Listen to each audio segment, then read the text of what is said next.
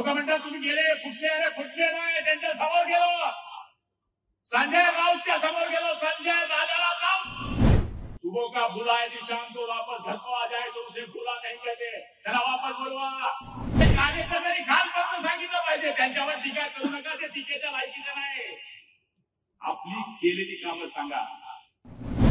अशी अनिल दादा नशिबान आता पहिल्याच वेळेस सुरू झाले, 25 साल पण भाजपमध्ये, पण 3 वेळेस तुम्ही पडले, नंतर तुम्ही निवडून आले, मुनी पत्र म्हणून निवडून आले. योगायोग बघा, आमच्या मागे तुम्ही आले, मंत्री झाले. पहिला नशीबवान माणूस आहे, पहिल्याच वेळेस पहिल्याच टर्म मध्ये मंत्री झाले. ही पण कॅबिनेट, मला राज्यमंत्री व्हायला 30वी टर्म लागली, ती 38 भेटली.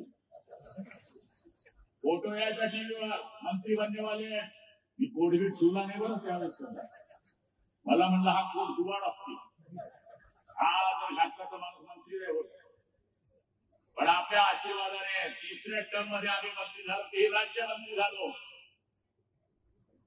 नंतर देवाच्या कृपेनं शिवसेना भाजपची सत्ता आली होती, पण कोणी ती सत्ता बदलवली हे मी सांगण्याकरता उभा नाहीये.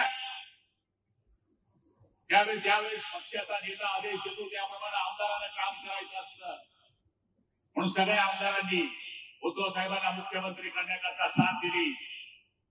ते मुख्यमंत्री झाले, त्यांच्या कॅबिनेटमध्ये मला कॅबिनेट मंत्रीपद मिळालं. पण ज्यावेळेस आमच्या लक्षामध्ये आलं की आपण आपल्या विचारांपासून लांब जातोय, त्यावेळेस आम्ही सगळ्यांनी त्यांना सांगण्याचा प्रयत्न सुद्धा केला. लोक म्हणतात तुम्ही गेले कुठले, अरे कुठले नाही, त्यांच्या समोर गेलो, संजय राऊतच्या समोर गेलो, संजय राजाराम राऊत, त्याच्या समोर हा गुलाब रघुनाथ पाटील गेला, हा खानदेशाचा पोट्टा गेला आणि सांगितलं अजूनपर्यंत ते वाकीपर्यंत पोहोचले. बुलालो, सुबह का बुला है शाम को वापस घर को आ जाए तो उसे बुला नहीं कहते, त्याला वापस बोलवा. त्यावेळेस या लोकांनी आम्हाला हिणवलं, म्हणून आम्ही 20 आमदार गायब झालो. मला घ्यायला कोण आलं? हे आले गिरीश भाऊ महाजन, ते मंगेश चव्हाण सफाई कामगार ड्रेस घालून आले.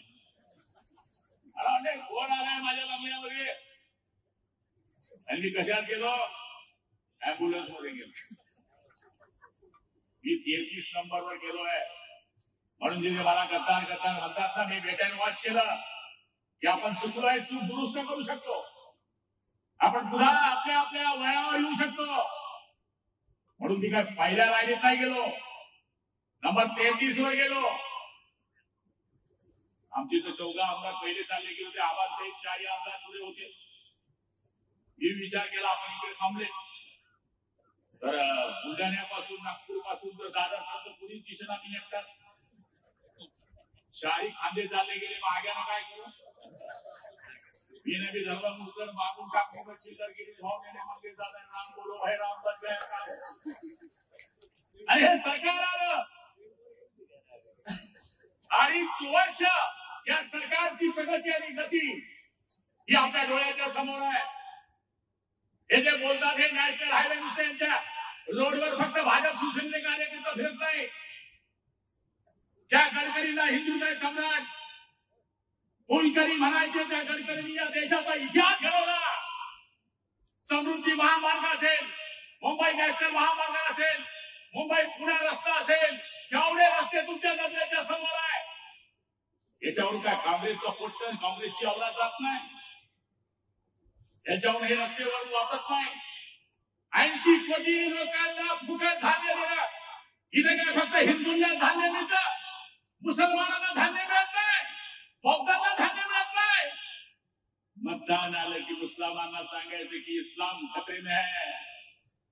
जसं लांब पट्ट्याला सांगतो पंख्याला हात लावू नको, हा बुवा आहे, तसं तुम्ही सांगता. मुस्लिम बांधवांना हे सांगितलं पाहिजे, बौद्ध बांधवांना हे सांगितलं पाहिजे,